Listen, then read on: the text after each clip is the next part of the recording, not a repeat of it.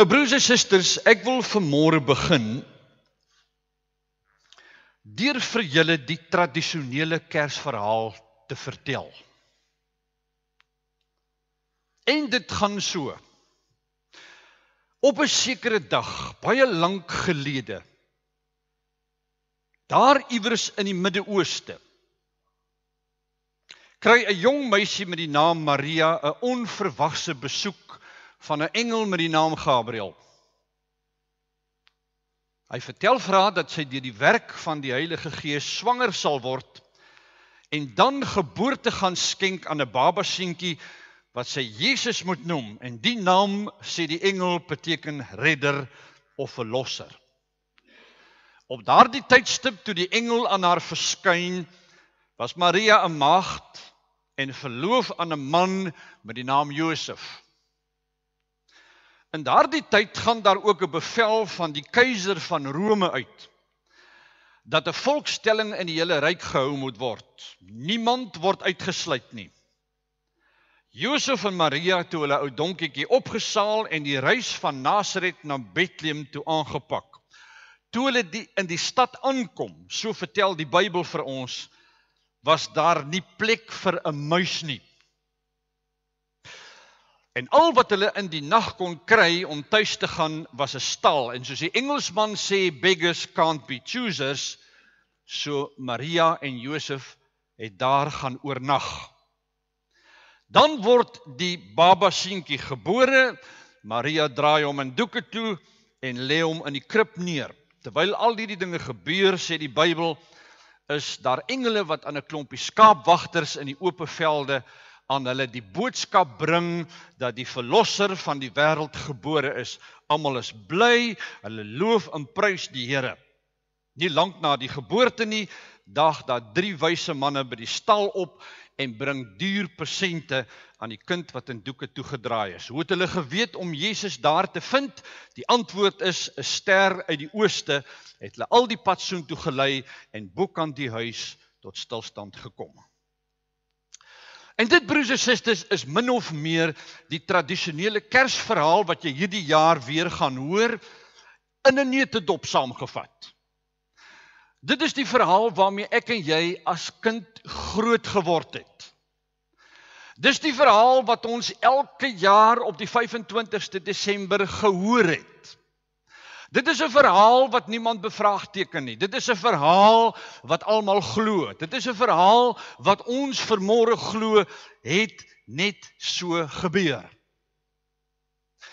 Nou is die belangrike vraag natuurlik vanmôre hier aan die einde van 2016, maar is dit regtig hoe dit alles 2000 jaar gelede gebeur het? Ek en jy was nie daar nie. Al wat ons het is 'n boek, al wat ons het is 'n teks. Is al die inligting en die detail in hierdie Kersverhaal werklik histories korrek en betroubaar? Nou, dis 'n baie goeie vraag. En om vir jou 'n goeie antwoord hierop te gee, gaan beteken dat ek en jy vanmôre 'n klein bietjie dieper in die verhaal sal moet ingrawe en na sekere aspekte van die verhaal sal moet gaan kyk wat normaalweg nie gedoen word nie. Kom ons begin dus vanmôre by die heel maklikste deel van die verhaal, naamlik die datum. Ons vier Kersfees elke jaar op die 25ste Desember. Baie mense weet nie eens hoekom die 25ste Desember nie, want dit is die dag wat Jesus gebore is. Nie waar nie? En die antwoord is nee. Dit is nie die dag waarop Jesus gebore is nie. Om die waarheid te sê, broers en susters, niemand weet wanneer Jesus presies gebore is nie. Hoekom weet ons dit nie? Want die Bybel gee nie vir ons 'n dag of 'n datum nie. En tog vier die wêreld elke jaar Jesus se geboorte op die 25ste Desember. Hoekom die 25ste Desember? Wat aan hierdie datum sê vir mense en vir geleerdes en vir teoloë en vir die Hoofstroomkerk dat dit die geboorte van Jesus is? Julle sal onthou dat ek 'n tyd gelede een oggend in die diens oor keiser Konstantin gepraat het. En hoe hy in 313 na Christus die Christelike godsdiens as die amptelike godsdiens van Rome verklaar het. Nou vir die van julle wat die oggend nie in die diens was nie, net 'n klein bietjie agtergrond. Rome in 300 na Christus was die magtige imperiale ryk van die wêreld, en die Romeine was 'n veelgodedom, met ander woorde in die ou taal, die ou testamentstaal, 'n heidense volk met baie verskillende gode. Iewers op die pad kom Konstantin, die Romeinse keiser, tot inkeer en neem hy die Christelike geloof aan. En in 313 verklaar hy dus dat daar geen ander godsdiens in die wêreld nou in die imperiale ryk is as die Christelike godsdiens nie. Toe het Konstantin 'n stapie verder gegaan en al die heidense feeste wat die Romeine elke jaar gevier het hy verander in Christelike feeste.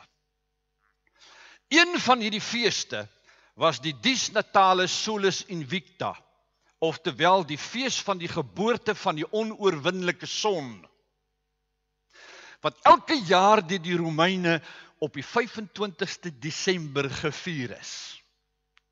En dit, broers en susters, is waar Kersfees vandaan kom. Die heidense fees, die geboorte van die onoorwinnelike son, is verander en omskep in die fees van die geboorte van die Seun van God. En streng gesproke dus, het die 25ste Desember niks met die geboorte van Jesus te maak nie. Beteken dit nou vanmôre dat ek en jy heeltemal in die duister is oor wanneer Jesus gebore is? En die antwoord is nee. Jy sien in Matteus 2 vers 1 staan daar duidelik geskryf dat Jesus in Bethlehem gebore is in 'n tyd toe koning Herodes aan bewind was. Hy was die koning van Judea. En ons weet uit historiese bronne uit dat Herodes in 4 voor Christus afgesterf het. Wat beteken dat Jesus dus iewers tussen die jaar 6 en die jaar 4 voor Christus gebore is en dus nie op die jaar 0 of die jaar 1 soos wat algemeen vandag nog aanvaar word nie. Dit bring my vervolgens, kom ons noem dit by die meer problematiese gedeeltes van die geboorteverhaal. Nou broers en susters, as ek en jy vanmôre inligting wil bekom oor die geboorteverhaal van Jesus. As jy vanmôre vir jou kinders by die huis oor die geboorte van Jesus wil lees, is daar net 2 bronne wat jy kan raadpleeg. En die een is Matteus en die ander een is Lukas. Die ander Bybelboeke rep nie 'n enkele woord oor Jesus se geboorte nie. En snaaks genoeg, lidmate in die kerk besef dit nie tot jy dit vir hulle sê nie. Markus, die oudste evangelie, begin Jesus se verhaal wanneer hy by die Jordaan staan en hy reeds 30 jaar oud is en deur Johannes die Doper gedoop word. Markus verkies om nie een enkele woord oor die stal in die krib en die ster te sê nie, hy skakel dit doodeenvoudig uit. Kom jy by die 4de evangelie in die Nuwe Testament, naamlik Johannes, vind jy dat Johannes totaal en al anders skryf. Hy begin Johannes 1 vers 1, in die begin was die woord en die woord was by God en die woord was God, op 'n filosofiese manier. Niks van die staal, niks van die krib, niks van die ster, niks van die wyse manne nie. Verder in die hele Nuwe Testament, niks oor Jesus se geboorte nie. Wat sake nou verder bemoeilik, as jy vir jou kinders uit die Bybel lees en vir hulle probeer verduidelik, is dat Matteus en Lukas se vertellings oor die geboorte van Jesus op baie punte glad nie met mekaar ooreenstem nie. Om die waarheid te sê, broers en susters, as jy Matteus en Lukas se weergawes van Jesus se geboorte langs mekaar sit en parallel langs mekaar laat lê, gaan jy agterkom dat hulle in baie opsigte hemelsbreed van mekaar verskil. Vir baie mense is dit so skok, hulle sê ons wil dit nie hoor nie. Kom ek illustreer dit vir jou. Matteus se geboorteverhaal verloop min of meer soos volg. Josef en Maria, wat aan mekaar verloof was, het in Bethlehem in die suidelike deel van Palestina gewoon. Maria, op daardie stadium, toe sy verloof was aan Josef, was ongeveer 12 jaar oud. Iets wat baie mense vandag ook nie besef nie, is dat 'n dogter van 12 in die antieke tyd reeds gereed was om te gaan trou. Sy is verloof aan Josef, wat tradisioneel as 'n skrynwerker uitgebeeld word. In 'n nag terwyl Maria slaap, verskyn 'n engel aan haar en bring aan haar die ontstellende boodskap, want dit was ontstellend van Maria, dat sy 'n kind in die wêreld gaan bring deur die werk van die Heilige Gees. Jesus se geboorte vind dan daarna plaas, nie in 'n stal nie, maar in 'n huis in Bethlehem. Die wyse manne uit die ooste kry die kind daar in die kamer by Maria. Herodes hoor ongelukkig van die geboorte van Jesus en beplan onmiddellik om die kind dood te maak. 'n Engel verskyn aan Josef, waarsku hom oor Herodes se planne en beveel die ouers om onmiddellik na Egipte te vlug. Daar bly hulle dan totdat hulle hoor Herodes is dood en keer dan terug. Wanneer hulle teruggaan Bethlehem toe, hoor hulle in die tussentyd het Herodes se seun Argelaus hom opgevolg en die troon bestyg, en onmiddellik is Josef bang om terug te gaan Bethlehem toe en besluit om Maria en die kind te vat, 'n ompad te gaan en terug te gaan na Nasaret toe. En dit is dan in Nasaret waar Jesus as tiener groot word, opgroei en later sy koninkryksbediening begin. En wanneer jy die Nuwe Testament lees, sal jy gedurig daarin vind dat daar verwys word na Jesus van Nasaret. Dit bring ons dan nou vervolgens by Lukas se geboorteverhaal wat baie langer is as Matteus se. En dit verloop min of meer soos volg. Maria en Josef bly in Nasaret in die noorde van Galilea en nie in Bethlehem onder aan die suidpunt nie. Die engel verkondig aan Maria dat sy 'n seun in die wêreld gaan bring wat deur God verwek is. Terselfdertyd lig die engel haar in dat Elisabeth, 'n familielid van haar, 'n tannie of een, ook verwagtend is. Dan besluit Maria om vir Elisabeth te besoek waar sy in die bergstreek van Judea bly. En volgens Lukas, die evangelie, het Maria vir 3 maande daar gebly tot Johannes die doper gebore is. Daarna keer Maria terug na haar tuisdorp in Galilea, naamlik Nasaret. In daardie tyd, so gaan die verhaal van Lukas, het keiser Augustus 'n bevel uitgevaardig dat 'n volkstelling gehou moet word en elkeen in die land was verplig om te gaan en in te skryf en te registreer.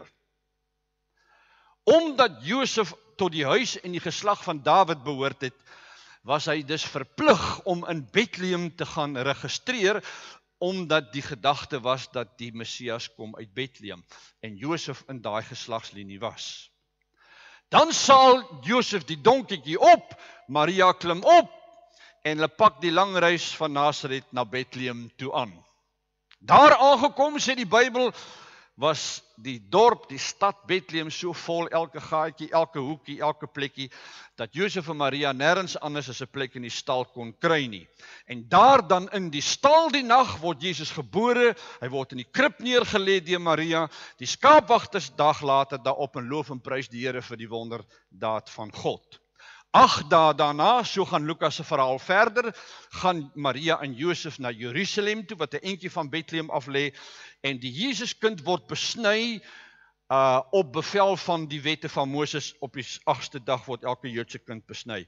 Dit is dan hier in die tempel dat Simeon en Anna vir Josef en Maria raakloop en hierdie twee ou mense dan profetiese uitsprake oor die Jesuskind maak. En dit, broers en susters, is dan so min of meer die Lukas weergawe in 'n neutedop. Nou vat dit natuurlik vanmôre nie veel verbeelding van enige mens om agter te kom dat die twee verhale parallel langs mekaar uiteenlopend is nie.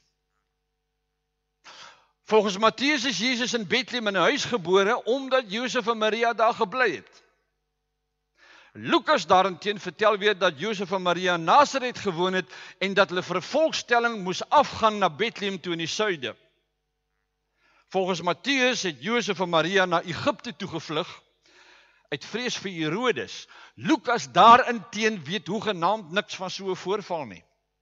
Lukas verwys wel in hoofstuk 1 dat Herodes die koning van Judea was, maar maak geen melding van geen kindermoord nie en daar's geen sprake van 3 wyse manne uit die ooste nie. Streng gesproke, broers en susters, is daar dus net 2 punte waarop Matteus en Lukas met mekaar ooreenstem. Die een is dat Maria deur die Heilige Gees swanger geraak het, met ander woorde, al twee die evangeliste het konsensus dat die kind gebore word op 'n bonatuurlike manier. En tweedens het hulle konsensus oor die feit dat Jesus in Bethlehem en geen ander plek gebore is nie. Nou mag jy vanmôre dalk verbaas wees hieroor. En jy mag dalk vanmôre in jou hart vra of agterna na die diens vir my vra, hoe gebeur dit dat 2 skrywers van die Bybel oor dieselfde historiese gebeurtenis skryf en dan uiteindelik 2 uiteenlopende en selfs weersprekende weergawes aanbied? Is die Bybel dan nie God se onfeilbare woord nie? Hoe kan dit wees dat jy in die Bybel 2 insidente of 1 insident, 2 vertellings het en dit is uiteenlopend van mekaar? Dan antwoord ek jou soos volg. Matteus en Lukas, broers en susters, was 2 gewone mense wat oor 'n gebeurtenis moes skryf wat 60, 70 jaar van tevore reeds plaasgevind het. Al wat hierdie 2 manne gehad het, Matteus sowel as Lukas, al wat hulle gehad het om mee te werk was die verhale en die stories wat oor 'n tydperk van 60, 70 jaar oor die geboorte van Jesus vertel is. Niks meer nie. Hulle het geen ander bronne om te werk nie, daar lê nie iets voor hulle op die tafel wat hulle van kan afskryf of die inligting wat hulle kan kry nie, die verhale van mense oor wat gebeur het 70 jaar gelede. Nou moet ek by hierdie punt weer iets vir jou verduidelik. Want mense verstaan hierdie ding nie altyd lekker nie. Baie mense sien die Bybel as iets wat direk uit die hemel uitgeval het. Terwyl ons weet dit is nie waar nie. Terwyl ons vanmôre weet dat die Ou Testament geskryf is oor 'n periode van ongeveer 1000 jaar. Dat die Nuwe Testament afgerond en geskryf en te boek gestel is in 'n tydperk van 200, 250 jaar. Daar's dus lank geskryf, oorgeskryf, uitgehaal, ingevoeg, totdat jy hom uiteindelik het soos wat jy hom vanmôre het. In die tyd waarin Jesus geleef het, was daar dan nie sakrekenaars nie, daar was nie iPhones en iPads nie, daar was nie bandopnemers nie, daar was nêrens joernaliste en verslaggewers wat op die insident ingaan as ooggetuies en aantekeninge maak, dit is wat gebeur. Hier gaan Josef en Maria in die stal in en teken die oomblik en die tyd aan wat dit gebeur nie. Die insident het gebeur. Daarna het mense dit vir mekaar vertel. Daai mense gaan dood, maar voor hulle doodgaan, vertel hulle die storie verander en die storie loop oor 60, 70 jaar heen. 'n Bietjie hierby, 'n bietjie weggelaat, maar uiteindelik loop die hoofstroom storie tot by die punt dat een enkele persoon besluit, hy skryf die insident nou neer. Wat die saak verder bemoeilik, broers en susters, is dat Matteus en Lukas mekaar nooit geken het nie. Matteus en Lukas het mekaar nooit gesien nie. Hulle het dus nooit saam in een vertrek gesit en besluit ons skryf 'n verhaal nie. Matteus was iewers en Lukas was op 'n ander plek en hulle het nie min of meer in dieselfde tyd geskryf nie. 70, 75. Met ander woorde, iets soos 3, 4, 5 jaar verskil tussen die skrywe van Matteus en die skrywe van Lukas.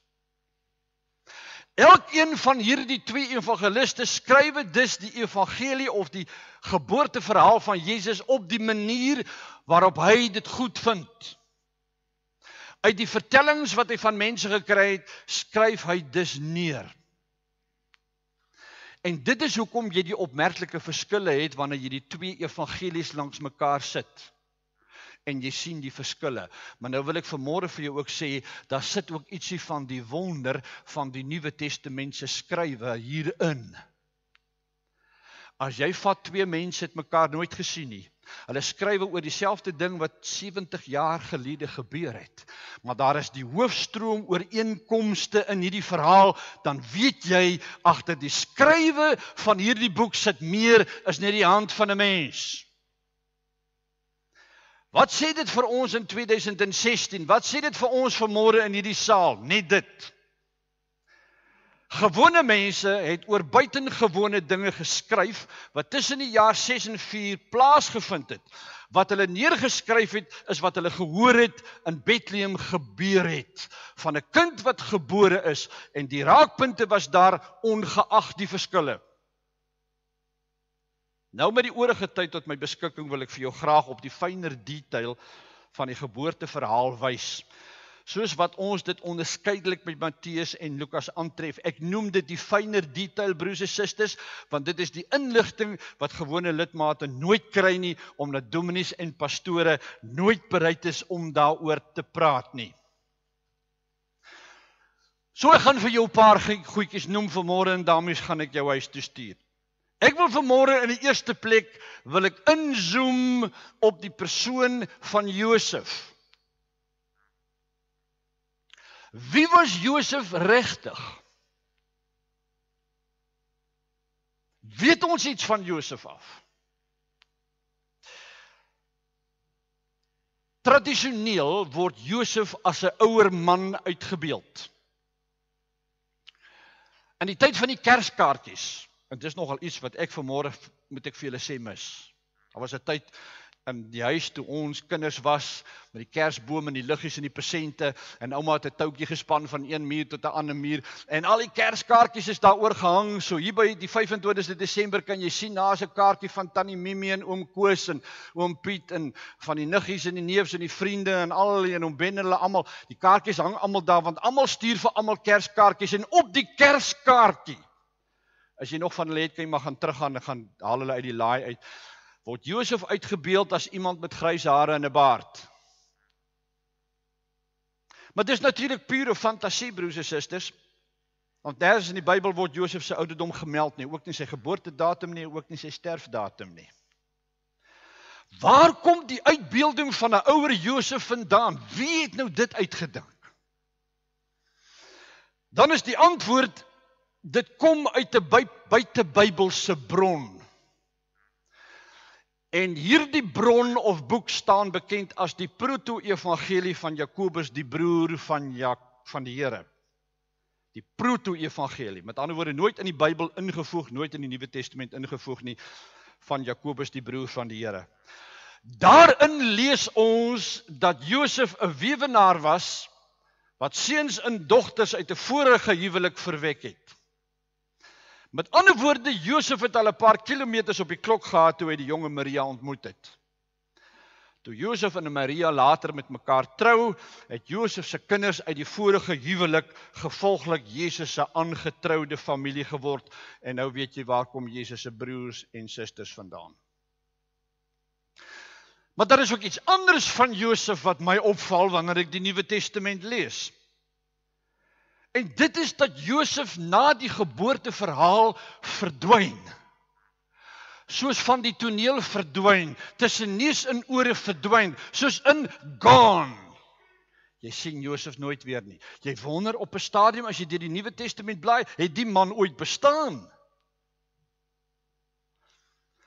Oral in die Nuwe Testament lees jy van Maria. Maria doen dit, Maria is hier, Maria is daar. Selfs in die Nuwe Testament, wanneer jy by die Evangelie van Johannes kom, wanneer Jesus 'n bruilof in Kana bywoon, is Maria langsom.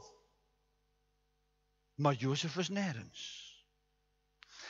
Het jy al opgelet hoe die mense in die Nuwe Testament na Jesus verwys het of oor Jesus gepraat het?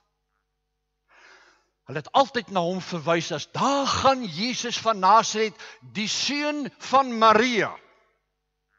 Maar nêrens in die Nuwe Testament kry jy dat mense sê, daar gaan Jesus van Nasaret, die seun van Josef en Maria nie. Hoekom nie? Ek wens ek het tyd gehad om jou te vertel, maar by 'n volgende boodskap doen ek dit wel. Nou wil ek vir jou 'n oomblik van jou tyd vra, om vir jou op 'n paar geografiese aspekte in die geboorteverhaal te wys, iets wat jy normaalweg nie raak sien nie. As jy op die kaart van antieke Palestina kyk, sal 'n paar interessante dinge jou onmiddellik opval. Volgens Lukas het Maria, wat ons vermoed ongeveer 12 jaar oud was, besluit om vir haar tannie Elisabeth in Judea te gaan kuier. Geen probleem nie, tot jy op die kaart van Palestina gaan kyk. Nou broers en susters, volgens Lukas, woon Maria in Nasaret. Sy besluit gou om vir haar tannie Elisabeth onder in Judea te gaan kuier. Sy moet al die pad daar afgaan langs die Jordaanrivier, al langs die Jordaanrivier. Sy moet daar by Jerigo, en onthou, Jerigo, die stad, die gelykenis wat Jesus vertel van die rowers wat die man kaal uitgetrek het, nie net 'n lang pad nie, maar 'n gevaarlike pad van Jerigo na Jerusalem tot by Bethlehem. Om presies te wees, broers en susters, 129 kilometer. In vandag se terme, uur en 'n half se ry met die motor, 25 minute as jy 'n Lumina ry. As jy egter te voet of per donkie reis, praat ons van dae en dae se reis. Dit is 'n verskriklike ver end en 'n gevaarlike pad om te reis.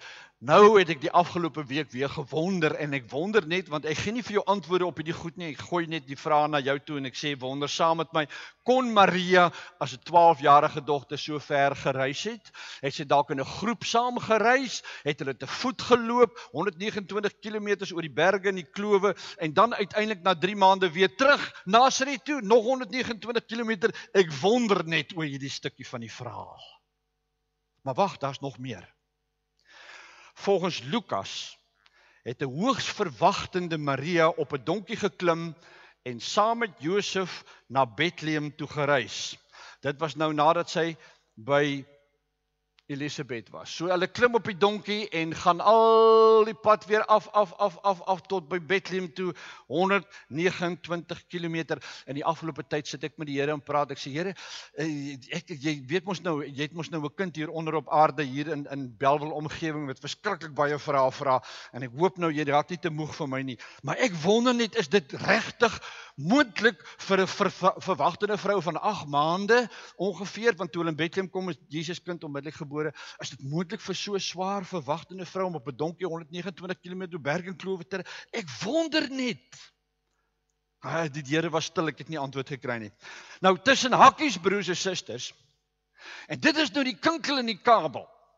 Ons weet vandag as historiese navorsers en Bybelkenners vir 'n feit dat wanneer 'n volkstelling in die antieke tyd gehou is, dit nie vir die vrou of die kinders nodig was om saam met die pa te gaan en te gaan registreer of in te skryf nie. Dis net die man, die hooflid van die huis, wat dit hoef te doen. Fisies gaan die man en hy gaan registreer. So met die volkstelling het jy hierdie duisende mans oor alle dele van die Palestina gehad, wat na die bepaalde sentrums toe gegaan het en te gaan registreer. Lukas skep egter by ons die indruk dat die verwagtende Maria nie 'n keuse gehad het nie en dat sy moes saamgaan Bethlehem toe. Maar dit is nie korrek nie, broers en susters. Maria het nie nodig gehad om die verskriklike lang reis te onderneem en sodoende haar ongebore baba se lewe in die gevaar te stel nie. En tog het Maria dit gedoen. Hoekom het sy dit gedoen? Nog gaan nou vir jou die antwoord op die vraag gee. Maar ek wil jou eers gou attent maak op iets anders. En dit is die reis wat Josef en Maria van Bethlehem na Egipte toe onderneem het. Volgens die Bybelkenners, broers en susters, is die kortste pad van Bethlehem na Egipte toe deur die woestyn. Dis die Judeese woestyn en 'n deel van die Sahara woestyn. Of nie die Sahara woestyn nie, wat is daai ander woestyn? Kom ons sê maar die Judeese woestyn. Die kortste pad van Bethlehem na Egipte toe is 65 kilometer. Vandag se terme nie verskriklik ver nie, maar tog weer ook so verskriklik ver as jy in ag neem dat Josef en Maria met 'n pasgebore babatjie, sy sit op die donkie, deur die woestyn, 65 kilometer sandduin op, sandduin af, tot by Egipte reis. En daar het jy dit, broers en susters, min of meer van Bethlehem af, al die pad, daar lê Kades Barnea, dis die woord wat ek gesoek het, die woestyn van Sur, en dan reg deur tot by Egipte toe. 'n Verskriklike pad om te reis. Maar dit is nie al nie, broers en susters. Daar het die reisplan nie opgehou nie. Toe Josef hoor Herodes is dood, toe sê hy vir Maria, van die kind wat nou al 'n bietjie groter is, hulle bly nou in Egipte tussen die piramides, kom ons gaan terug Bethlehem toe. Op pad soontoe hoor hulle, nee, Archelaus het op die troon gekom en hulle besluit, nee, dit gaan ons nie doen nie, ons gaan met 'n ompad om Bethlehem, daar om Nasaret toe, en dit is ongeveer 170 kilometers per voet en per donkie. Dit bring my terug by die volkstelling. As dit nie vir Maria nodig was, broers en susters, om saam met Josef na Bethlehem toe te gaan nie, is die vraag vanmôre, waarom gaan sy dan Bethlehem toe? Weet iemand vanmôre? Is daar iemand wat gou hand kan opsteek en sê, ek weet?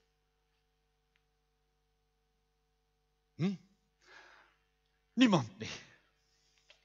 Daar's 'n baie eenvoudige antwoord voor, broers en susters. Jesus moes in Bethlehem gebore word. Nie in Nasaret nie, nie in Sephora nie, geen ander plek nie. Bethlehem, dis die plek waar die Messias gebore moet word. Hoekom? Want dit is lank reeds uit die Ou Testament so voorspel. Volgens Micha 5 vers 1 in die Ou Testament kom die Messias waar vandaan? Uit Bethlehem, klein stadjie, klein dorpie, min mense, maar die grootste onder die grootstes, want uit jou kom die Messias na vore. En natuurlik is Bethlehem die stad van Dawid, en volgens die Jode kom die Messias uit die geslag van Dawid. Daarom moes Maria volgens Lukas na Bethlehem toe gaan, sodat die Jesuskind daar gebore kon word. Dis die vervulling van 'n profesie. Net so ook die vlug na Egipte. Was dit regtig nodig vir Josef en Maria om Egipte toe te gaan? Kon hulle maar iewers daar naby rond weggekruip het totdat Herodes dood is nie? Nou daaroor sou ons nou vanmôre baie kon wonder. Ek sou graag met Josef lank daaroor wou gesels. Hoekom al die pad deur die woestyn? Ook daarop is 'n eenvoudige antwoord, broers en susters, want jy sien in Hosea 11 vers 1 in die Ou Testament is daar ook 'n profesie. En daar staan geskryf, uit Egipte het ek my seun geroep.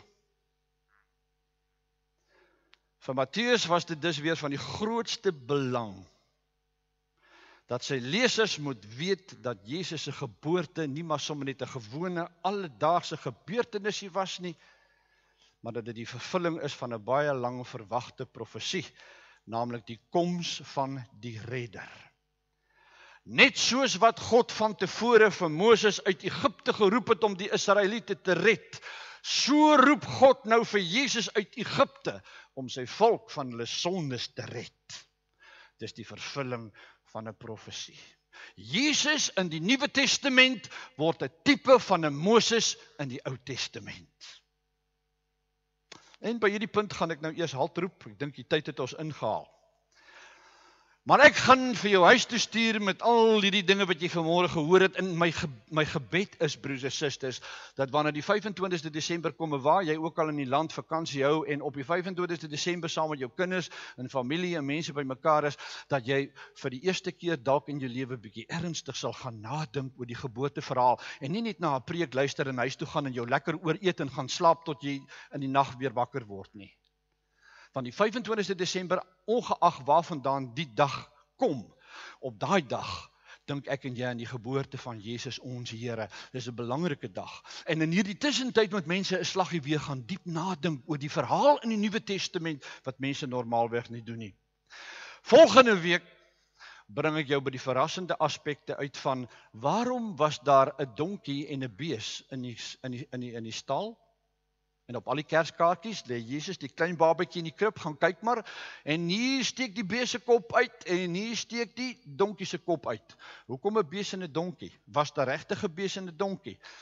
Ons gaan kyk na die 3 wyse manne. Was hulle 3 wyse manne? Waar kom hulle vandaan? Ons gaan kyk na die Bethlehemster, en hoe het die Bethlehemster dit reg gekry om bo kan die huis homself te posisioneer, en 'n paar ander aspekte, wat heel waarskynlik vir jou tot nadenke sal stem, voordat ons die 25de Desember gaan sê, dank die Here vir die geboorte van die kind. Kom, ek vat net gou-gou eers saam. Ons het gehoor, daar is 2 weergawes van die geboorteverhaal. Die een vind jy in Matteus, die ander een in Lukas. Hierdie 2 beskrywings en weergawes is uiteenlopend, en in sommige gevalle selfs ooglopend weersprekend. Maar oor 2 dinge het beide Matteus en Lukas konsensus. En dit is 1, Maria was deur God begenadig en het geboorte geskenk aan die Jesuskind. En 2, Jesus is in Bethlehem, die stad van Dawid, gebore, omdat hy die lang verwagte Messias was. Nou lees ek, wat ek in die begin moes gedoen het, vir jou een enkele teksvers, uit Matteus 1 vers 18, uit die boodskap. Nou kom ons by die verhaal van Jesus Christus se geboorte, en dit het so gebeur.